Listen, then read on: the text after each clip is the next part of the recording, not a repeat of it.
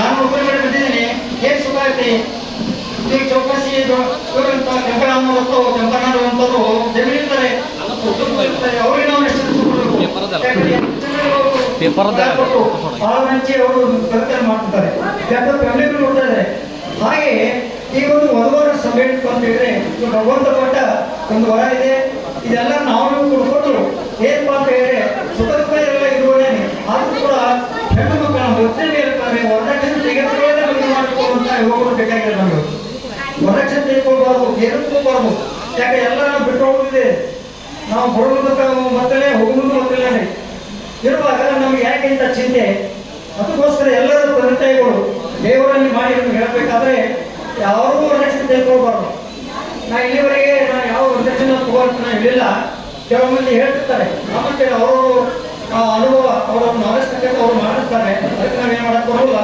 ಅದೇನಪ್ಪ ಅಂತ ಹೇಳಿದ್ರೆ ಈ ವರದಕ್ಷಿಣೆ ದೊಡ್ಡ ಬಿಡುವುದು ಇದು ಬಹಳ ದೊಡ್ಡ ತೊಂದರೆ, ಮಾನಸಿಕ ನೆಮ್ಮದಿ ಇಲ್ಲ. ಅದಕ್ಕಾಗಿ ಏನಪ್ಪ ಅಂದರೆ ಎಲ್ಲರಿಗೂ ಕೂಡ ಒಂದು ಮಾನಸಿಕ ನೆಮ್ಮದಿ ಬರಬೇಕಾದ್ರೆ ಕೆಲವರು ವಯಸ್ಸೊಳಗೆ ನಾವು ಮದುವೆ ಮಾಡಿಕೊಡ್ಬೇಕಾದ್ರೆ ತಂದೆ ನೆಮ್ಮದಿ ಇರ್ತಾರೆ, ಹಾಗೆ ಆಗೋದಿಲ್ಲ. ಅದಕ್ಕಾಗಿ ಏನಪ್ಪ ಅಂದರೆ ಒಂದಿಲ್ಲ ಒಂದು ತೊಂದರೆ ಇಟ್ಟಿರ್ತವೆ.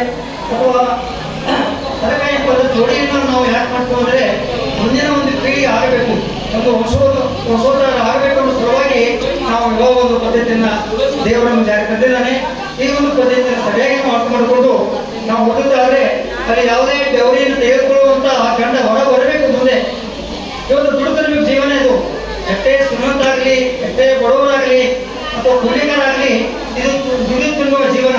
ಇನ್ನೊಂದು ಏನಪ್ಪ ಅಂದ್ರೆ ಏನು ಹೊಟ್ಟೆಗಾಗಿ ಆಮೇಲೆ ಒಂದು ತುತ್ತು ಅನ್ನಕ್ಕಾಗಿ ನಾವು ಹುಟ್ಟಿಕೊಂಡಿದ್ದೇವೆ. ಒಂದು ತುತ್ತು ಅನ್ನ ಇದು, ಅದನ್ನು ನಾವು ವಿಚಾರ ಮಾಡ್ಕೊಂಡು ನಾವು ಹೋಗೋದಾದ್ರೆ ಬಹಳ ಒಳ್ಳೆಯದಾಗ್ತದೆ. ಅದಕ್ಕಾಗಿ ಪರಮಾತ್ಮ ಕೊಟ್ಟಿದ್ದಾನೆ, ಅದನ್ನು ಸರಿಯಾಗಿ ನಾವು ಆಚರಿಸಿಕೊಂಡು ಹೋಗಬೇಕು.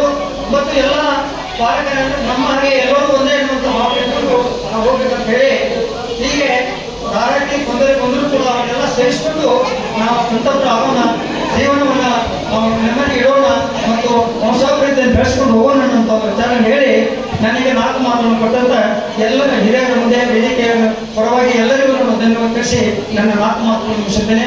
ಜೈ ಕರ್ನಾಟಕ.